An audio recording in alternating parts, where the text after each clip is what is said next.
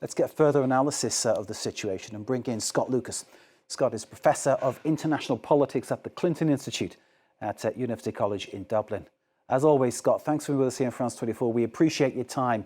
Give us your reaction to Trump's latest threats. Oh, he's in the middle of a tantrum. I mean, an absolutely massive tantrum that Denmark didn't give way to his bullying and simply sell Greenland to the U.S. Once the Danes made that clear in their talks with J.D. Vance and Marco Rubio last week, then Trump simply said, okay, this is it. I'm going to punish any country that supports Denmark and Greenland. And of course, you had those other European countries, the Nordic countries, France, Netherlands, Germany, the UK, who sent detachments, military detachments up there. That Donald Trump tantrum, I think, was reinforced in the past 24 hours when, after an approach by the Finnish president, Alexander Stubb, and the Norwegian Prime Minister, Jonas Støre, a very, very nice letter which said, look, let's discuss the security of Greenland, let's cooperate on this, let's find a way forward. He sent that absolutely bizarre and angry response to the Norwegian Prime Minister saying, well, you didn't give me the Nobel Peace Prize, therefore I'm not obligated to pursue peace anymore. The problem here for Trump, and indeed for important people like J.D. Vance, the vice president, who I think is just as important in this effort to seize Greenland, is they don't have good options now. I mean, do they actually go ahead and proceed to try to invade Greenland with a detachment of their Army's Arctic specialists who have been called up for deployment? Or do they increase the tariff threat, even though that is likely to hurt Americans first and foremost, given that the large majority of those Americans don't want to take Greenland? So I think you're going to see some pushback from Republicans in Congress, and I think you're going to see some pushback from Republicans at local level that says, is this really the way that you want to go, Mr. Trump? The letter that you mentioned, his words to the leader of Norway, this was hardly a presidential moment for Trump. It seemed incredibly petty. Well, Trump's not presidential. I mean, first of all, we've lived now through more than 5 years of him as a president. But what was striking here is not just that he was petty in his response. Why didn't you give me that Nobel Peace Prize? It is actually a wider point here, which is not just about Trump, but about his senior officials, including J.D. Vance, including the Defense Secretary, Pete Hegseth, possibly not Marco Rubio, Secretary of State. And that is the idea of a U.S. alliance with Europe, which has been at the heart of the international order since the end of World War II, that's gone for these folks.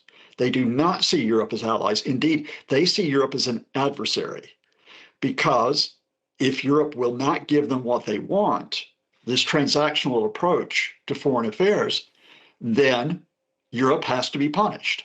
And I think this is what European leaders are realizing. They're not always saying this openly. You can see that Keir Starmer being very cautious today.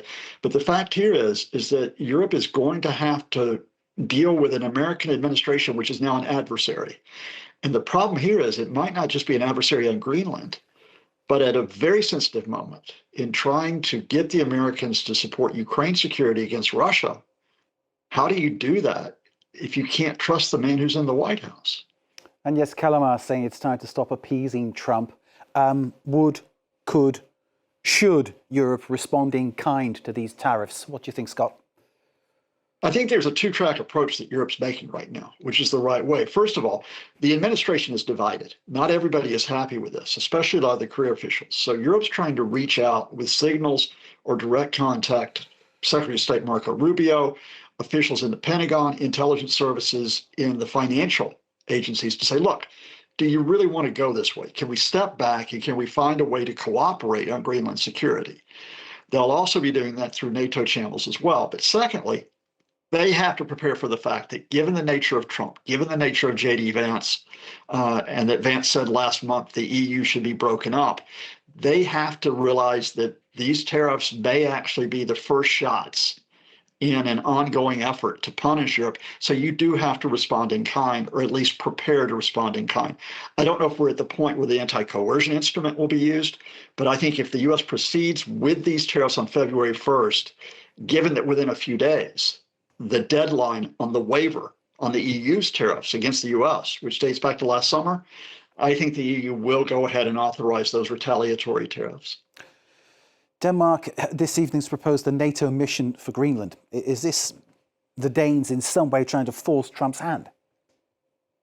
Not a question of forcing Trump's hand. It's actually saying, look, this is guaranteeing or defending Greenland's security now, not against those mythical Russian and Chinese ships, but against the Americans. In other words, if you are going to send in your military, not just simply to go to the U.S. base, which they can do under the 1951 treaty, if you're sending in an invading and occupying force, there will be Danish troops here that you have to deal with, and there will be some European personnel as well. I think the thing that has been interesting in the past 24 hours is that there was a call up of 1,500 members of the U.S. Army's 11th Division. Now, ostensibly, the White House said these troops will be used in Minnesota, given the turmoil there caused by ICE and their attacks on various people. But there's no authority for the U.S. to send the military to Minnesota. Now, given this is the U.S. Army's only Arctic specialist unit, and given that Minnesota is not in the Arctic, but Greenland is, I think Denmark and other European countries are going to have to send a signal, a military signal as well, which is, yes, we've got Greenland's back.